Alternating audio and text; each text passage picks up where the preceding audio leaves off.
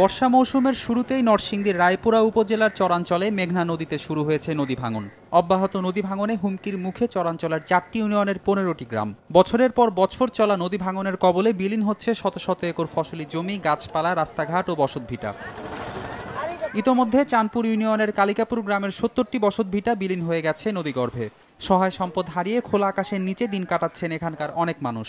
ক্ষতিগ্রস্তদের আশঙ্কা, স্থায়ীভাবে ভাঙন ঠেকানো না গেলে বড় ধরনের বিপর্যয়ের মুখে পড়বেন তারা। আমরা আর কোন থাকবার জায়গা নাই, আমরা এখন মনে করেন আমরা ঢাকা চলে যাবো, তারা দিয়ে থাকতে জমিন জমা গাঙ্গে নিচ্ছে, বাড়ি ঘর নিচ্ছে, তখন তারা অস্থির হয়, আমরা কোথায় যাবো, কোথায় কি করিব। কোনো খাওয়ান টাওয়ান নাই, আমরা ঘুমাইতেছি না, থাকতেছি শহর মাঝে থাকতেছি, আমরা বাড়ি ঘর নাই। সরকারের যদি কোনো একটা বেড়িবাঁধ দিত তাইলে একটা থাকার বন্দোবস্ত থাকতো।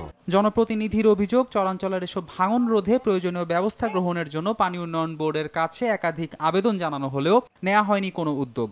নদী ভাঙন কবলিত মানুষের পক্ষ থেকে আমি সরকারের আন্তরিক সহযোগিতা আশা করি এবং দ্রুত যাতে আমাদের এই বাঁধটা নির্মাণ হয়।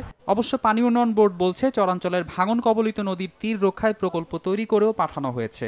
অনুমোদন পেলেই বাস্তবায়ন করা হবে। আমরা চেষ্টা করতেছি আমাদের তরফ থেকে যে এইগুলা যেন খুব তাড়াতাড়ি প্রক্রিয়ার মধ্যে অনুমোদন হয় এবং সেগুলো আমরা বাজেটের মধ্যে আসে, আমরা তখন এই কাজগুলো তাড়াতাড়ি নিতে পারবো। মেঘনার রাক্ষসে থাবায় গত কয়েক বছরে এ গ্রামের 900 বাড়ি সহ 2000 একর জমি নদীগর্ভে বিলীন হয়ে গেছে। সময় সংবাদ, নরসিংদী।